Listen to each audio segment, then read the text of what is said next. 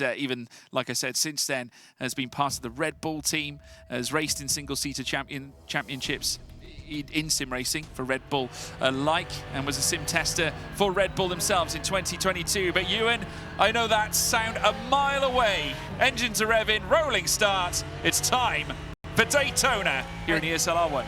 That's the very loud Audi as well that I can hear ringing in my ears at the moment, because this has made, it does make a very distinctive noise, doesn't it? That's Marcel Chinchik you were riding on board with there in third place. He's just behind Sebastian Job and Darragh McCormack. McCormack, who was up inside around the top 5 throughout that second race, excuse me, but does need to make up those points, currently 8th in the standings. Job, 3rd, looking for another race win. Up to the line we go at Daytona. The green flag waves and race 3 here in the final of the Drivers' Championship gets underway. Good start there from 5th place for Kevin Ellis Jr. as he tries to get down the inside of Kevin Siggy, hung up dry and wide on the outside line. Here he goes on the outside of Marcel Chinchik, who'll slot in a very orderly start through the first few corners. Yeah, it looked like a great start for Kevin Ellis Jr., but had a shaky moment coming out of turn 2, which certainly did set him back just a little bit. Kevin Siggy was able to hold firm onto 4th place, but Sebastian Job is clear up at the front. Marcel Chinchik, who we're currently seeing on our right-hand side of our screen here,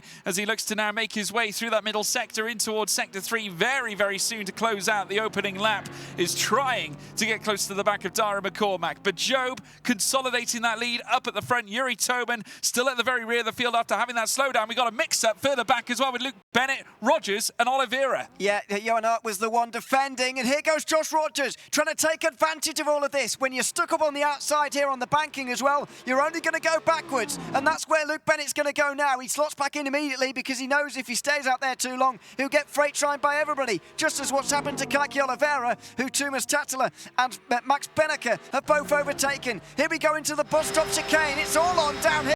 Look at Luke Bennett to the inside into the bus stop. Oh, contact, and just about hangs on to 7th place. That's about as daring as it gets there, Ewan O'Leary. Absolutely stunning scenes as they made their way in towards turn 10 and at the backstretch into the bus stop, but it might not all be over yet. We're riding on board here with Joshua Rogers, the full season champion, back at it once more, trying to find bigger points.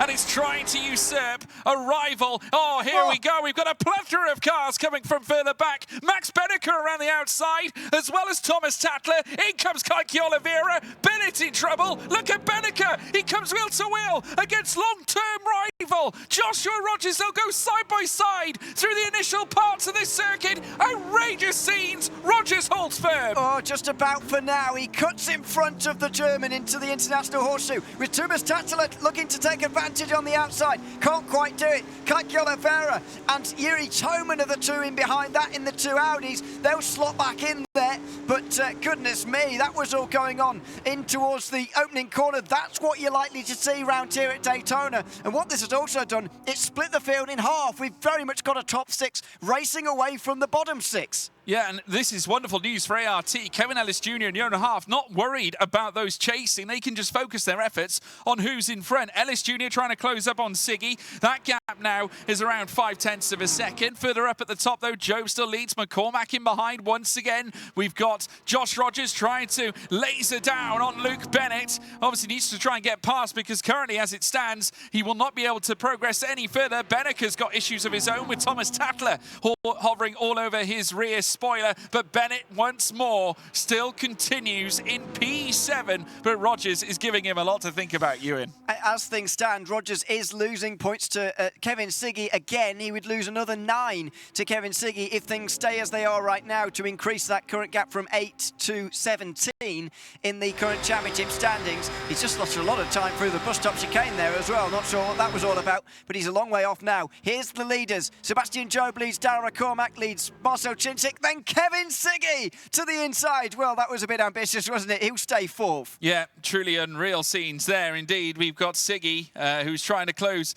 certainly the gap in behind. We're currently watching, though, at this stage, obviously Sebastian Job up at the front with Darragh McCormack chasing him down. Further down then is Marcel Chinchik. Vitality still with a driver in proximity of taking a decent result here in Daytona. We did allude back to those first few races, or those first few races we had in round 1 of the team's championship back here. Of course, this is the track that opened up the spring season. And Marcel Chinchik actually did not progress too smartly at all through that first round. Actually, his round was over coming through the semi-final phase where he finished 11th. Has not sat on the podium at all here at Daytona this season, but might yet turn this around by taking a decent result this time. He has got, though, Kevin Siggy waiting in the wings, already a race winner here in the Esports World Cup fray now, as back comes McCormack. Looking to open the door here on Job. I think he's going to be patient, though, Ewan. I think so. I think we could be seeing patience for a little while, actually, especially into the bus stop chicane. That'll wait.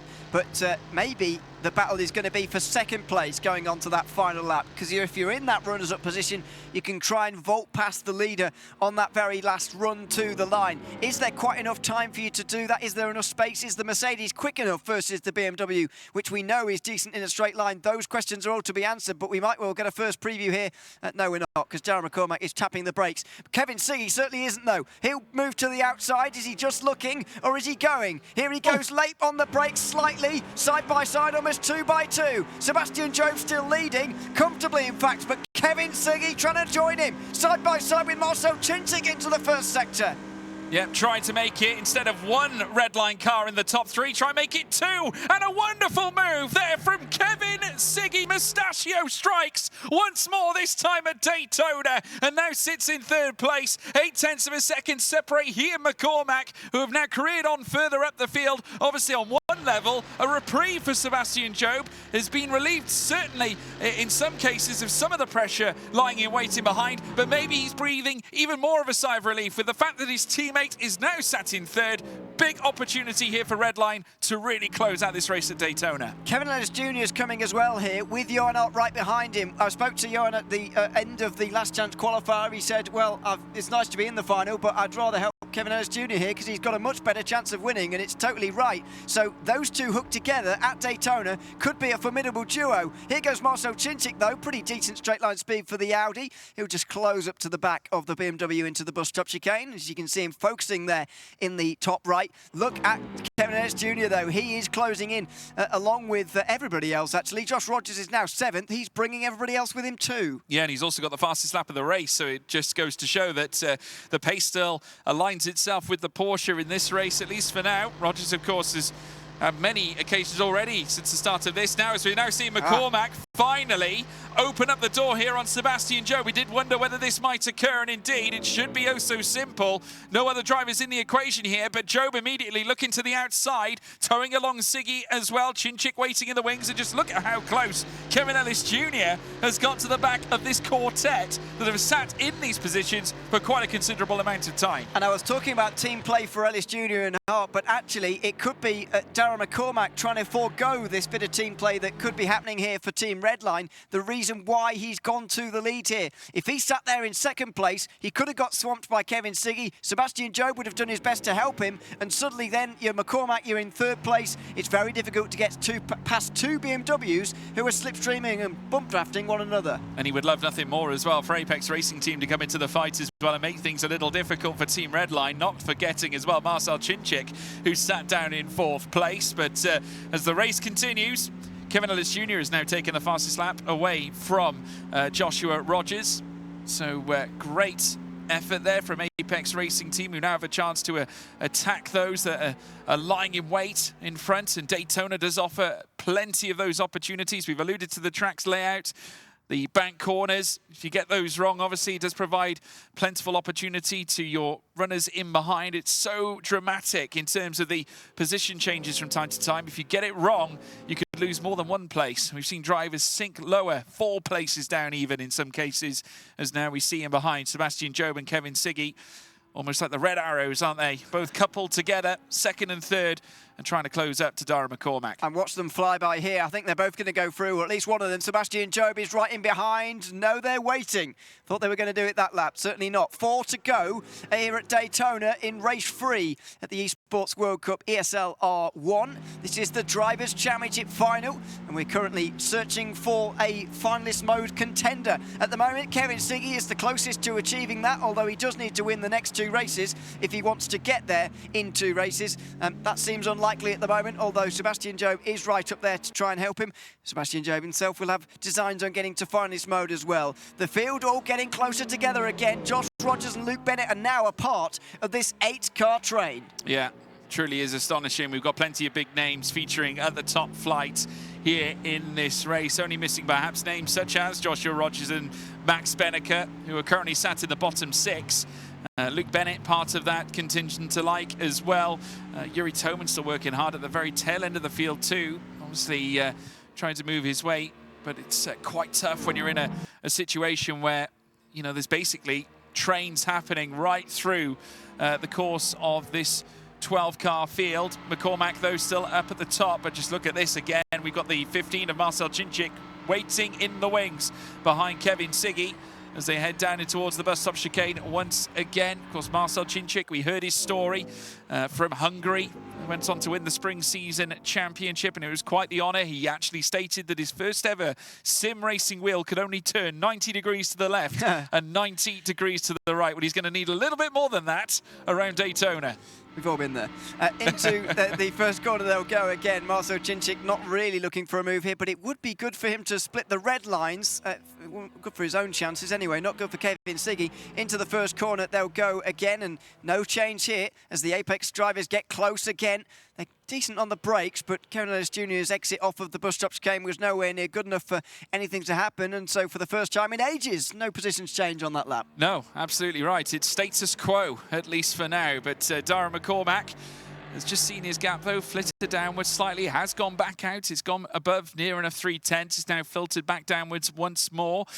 Kevin Ellis Jr., though, once again getting really, really close to the back of these. I do wonder when ART might decide to pull the plug, because we're getting to the point now where the next lap is going to be the penultimate lap of the race. They're going to have to start thinking about making moves, because there is really no benefit to Ellis Jr. and Johan Haaf being where they are. They've got to take the fight to Cinčić, Siggy and Job to give themselves at least a crack at McCormack. Exactly, they're all going to be looking at these points and thinking, I'd like some of those, please. And so Kevin Ellis Jr. has to start making some moves very, very shortly indeed. Just noticed there into the West Horseshoe, there was a little bit of contact between Kevin Ellis Jr. and Marcel Cinčić, and that just meant that there was a moment where I thought, something might happen now on this lap, and it very nearly did into the bus stop chicane. Sebastian Job getting close again, but no move made. Is he just waiting for that very final lap?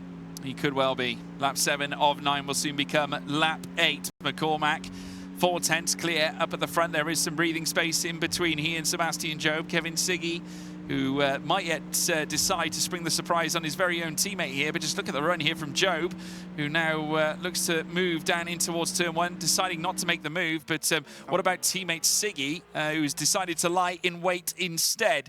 Lap 8 of 9 fully confirms that we are on the penultimate lap of the race. McCormack still in charge. Cinčić with a little bit more of a gap, and I think he's got a little bit of hassle on his hands, because Kevin Ellis Jr. is right in his rear spoiler. He certainly is. Will there be a move into the International Horseshoe? No, he decides to stay behind for now. Surprised they're waiting so long back there, actually, because they're only 5th and 6th at the moment, the two Apex Racing Team drivers. They've got the opportunity to work together as teammates, and at the moment they're not really using it to get past Marcel Cinčić, although I guess the fear is that if they fight, then the front 3 will get away, but if they wait too long, again, the front 3 won't be there for the taking anyway. Into the end of the infield lap they go then. Oh, and that was a bit of a mistake and a bit of contact as Sebastian Job got into the rear of Darren McCormack. That was pretty awkward, as we've got a lap and a half to go. McCormack will gain a bit of benefit out of that, weirdly. Well, he's been given almost a nudge of encouragement from Sebastian Job, and I'm sure Job would be very keen to take it back as sooner rather than later. Further back, you can just see Cinčić